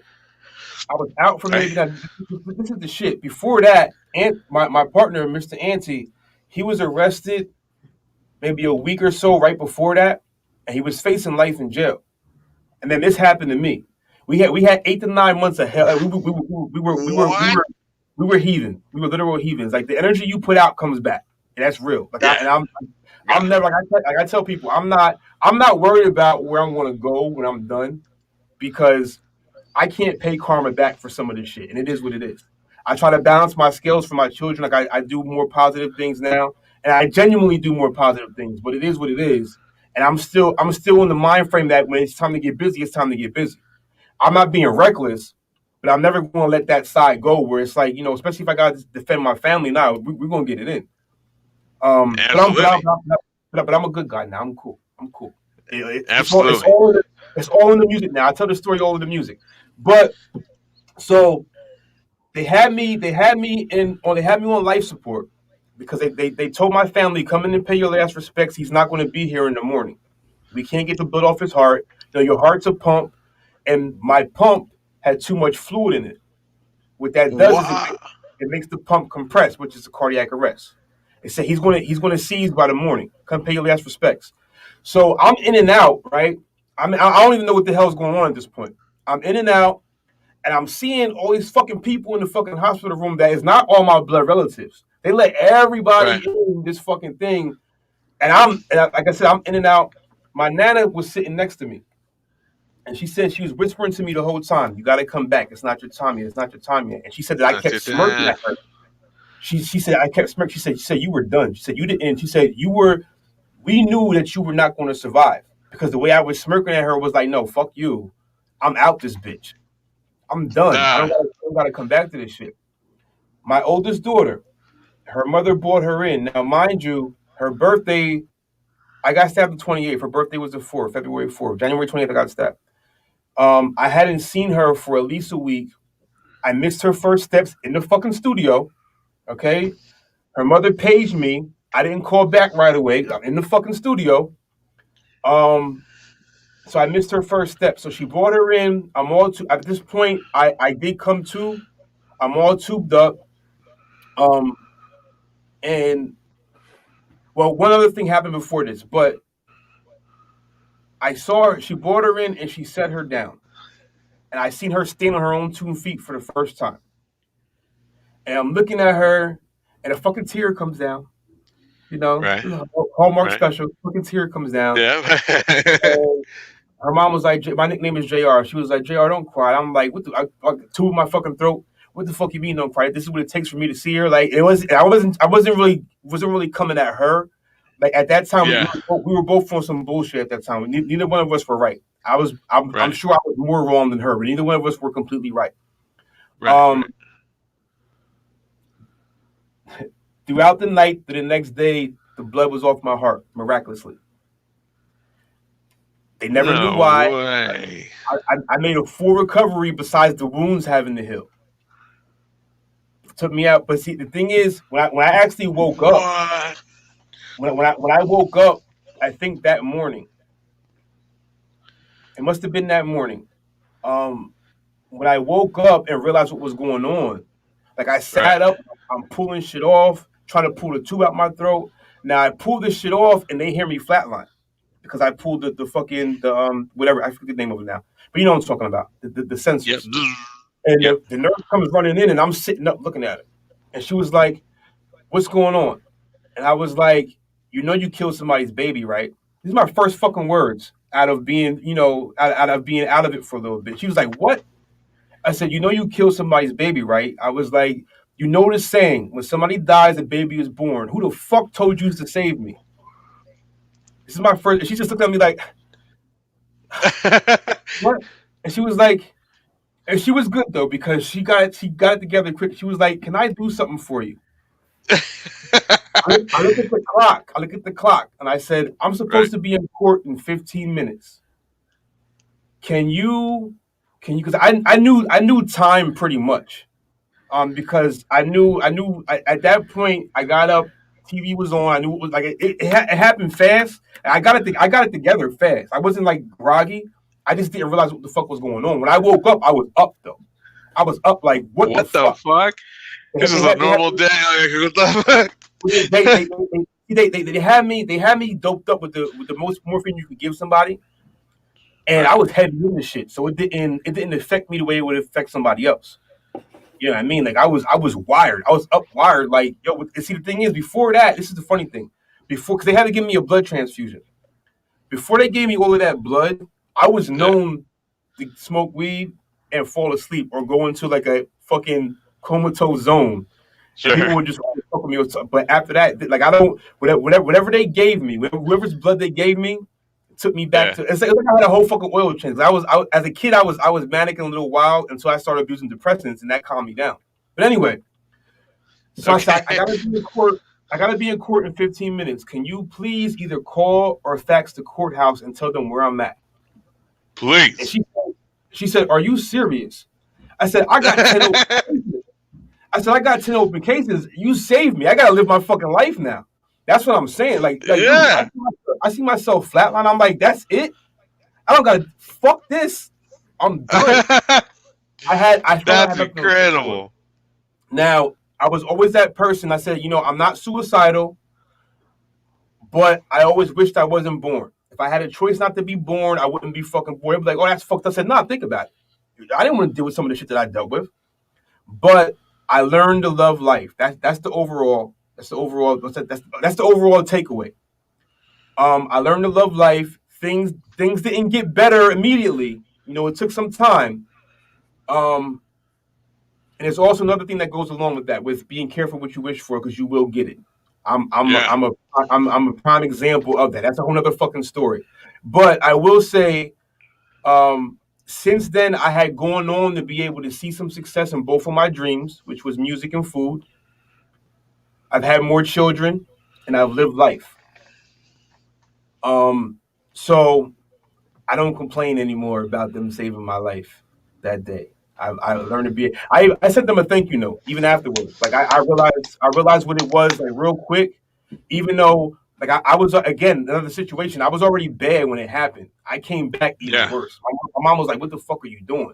Like I was out. I was like, "Nah," because that what happened shouldn't have happened. Like I didn't think that I was impervious, but the way that it went down and the way that I was like, it shouldn't have went down the way that it went down. So I became even worse than I was. Like I said, it didn't get good automatically. You know what I'm saying? Because I know now, like now, my big brother from another is in jail, facing life. That's my heart. You know what I'm saying? Now this happened to me. I'm just like, you know what? Fuck that. All bets are off. But I got it together. I'm still here. Good. Caust Draven, everybody, he is here. He is live and well, sharing his testimony and story. This is incredible. That's a miracle that happened. That situation is how I got the surname Draven, because of the movie The Crow. It was already my favorite movie. And it was the first movie I watched when I came home, and I'm watching it, and it showed the fucking tombstone, and it said Eric Draven. I was like, that's it. Caust Draven. And this is the ill shit, is what I'm saying, like with names. This is why, with names. I come from the era where your name, you were like a superhero or a supervillain. Your name was a name. So Caust Draven, I'm telling you, like that Caust Draven, the name has taken me around the fucking world. Holocaust, the God of Fire, little local something here, there, this, that, third, whatever. But it was more critique than anything. People heard Caust Draven was like, oh, that's flavorful. Caust Draven. Like to this day, people think that it's my real fucking name. I was like, no, it's not. My mom didn't name me Caust Draven. Yeah, she calls me it, but she doesn't. She didn't name me Caust Draven. That's dope. But Well, yeah, I man, definitely can't wait to read the book. I can't wait to read the book that you write about all this. Yeah, I've been told that so many times, and it's crazy because I'm a writer. You think that I would, but when I was in, it'll come. I'll give you time. When things did catch up to me some years later, because I got real wild in 2004. I got a bad charge because of that. I got into a fight with some cops, and I had to hold a bad charge. Spent a lot of money to fight it, but in the end, I had to sit down for 6 months, which was cool. I was facing 15 to 30 years, so 6 months wasn't, I could take that. But I had to, for my anger management group, I had to write a biography. I had that stuck somewhere. So I have something. I just got to dig it out. That's 15 years it's been sitting. But listen, I know it's gonna happen. I appreciate the love. I'm tuned in. I'm listening. Whatever you need that I can do, I got you. You know what I'm saying? Whether it's whatever it is, like I am locked in. Underground Nation magazine is on my radar forevermore. There we are. And that's where we're going to leave it at, right there. You see it scrolling down on the bottom of the screen. Go ahead, jump into our Patreon and subscribe to get a digital or a physical or both. So you get your subscription every month with Underground Nation magazine. For promotions, definitely contact us direct, for we do have promotions going on that's not being advertised just for those that are watching the podcast. So send a message and we'll definitely discuss that more. But right now, for $25, you can get your music video in rotation on our 24-hour live stream, which you can find on twitch.tv/UGN MAG. There it is. Broke Miles, any last thing you want to say to the people? Not so much to the people, it's more for Draven. Like, oh shit. Like that, hearing all that, like it sent a lot of like mixed signals. Like some shit you were saying was like, oh god, my stomach is turning. Like, cause being a kid and like the way I am, like I've seen traumas of other people, I've witnessed shit in my household, and like you have a whole different side of like different shit, and then like you like laying, like you said, laying back and saying, this is it, this is my life pretty much. Like the way you put it, like a lot of people like don't really open their eyes to see what they have, and like that being a perfect example of like, what the fuck are y'all complaining for? Like, that's right. Your parents are here, they working, you're here, you're working, you're doing the shit you got to do to be here. And like you didn't even know that you probably didn't even know that shit was coming. And it no, I listen, I'm a very intuitive person. That's what I'm saying. Like it is, again, it's all connected. It's all connected in some way, shape, or form. I mean, yeah, I can't get into all of it. I mean, it's legal. It's done now. It's done now. But just, 6 degrees of separation is real. Is real, and this was less than that, because we were all affiliated in some way, shape, or form. It's why I tell people I don't have friends. I have associates and I have family, because the friends that I grew up with that I would have died for, some of them turned states and snitched on other ones. I was set up by somebody else who was like, you know what I mean? Like it's and out of everybody, like we would. These are people that our kids would have grew up to be play cousins at the very least. Mm-hmm. You know what I'm saying? Yeah. Like, yeah.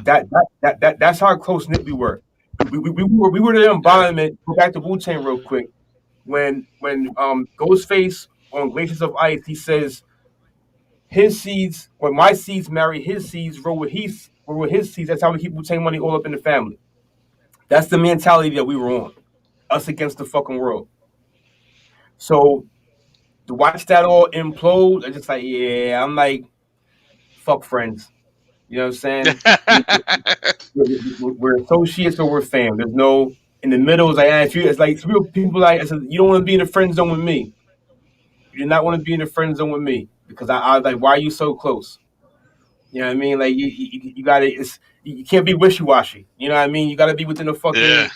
I was like, DC, what up, man? He's a dope DJ out of Reading, Pennsylvania, making some moves, making some major moves. Yo, and we are looking for some DJs. So send over everything you got to ugnpodcast@gmail.com. All you upcoming artists, or if you know an artist, tell them to do so. And he's a dope producer also. Touch on that. So, dope. Thanks again, guys. I really appreciate it. Thank you, Caust Draven. Thank you so much for being here, man. It's a blessing to have you. Make sure, now you got to do one last thing for me before I let you go. You got to promise me one thing. What's up? You share this live broadcast 23 times in 23 different places that we haven't already. Okay. Like I said, I That's my lucky number. I shared it a bunch already, but I'll find some new ones. I'm with that. There we go. Network, boy. Let's get it. Yo, this Underground Shit Magazine. Where's this Broke Miles? We're with Caust Draven, and we are out this. We'll see you next week. Underground Nation.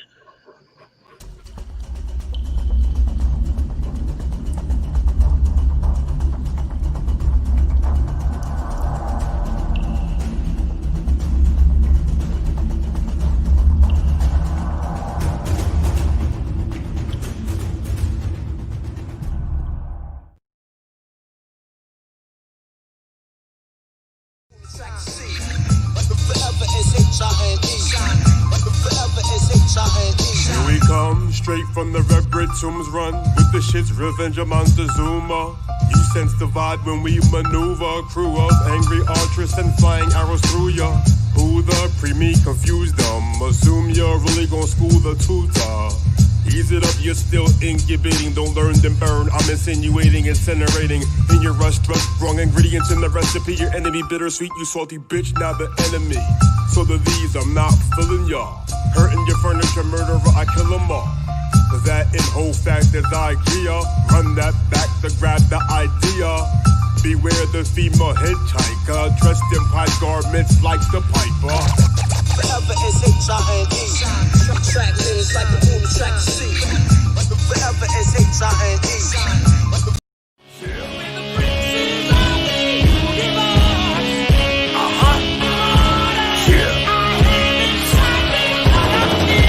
Present day, peasants still get slayed. Always off with all heads in array. Your magma gray already raw, deadly many laid.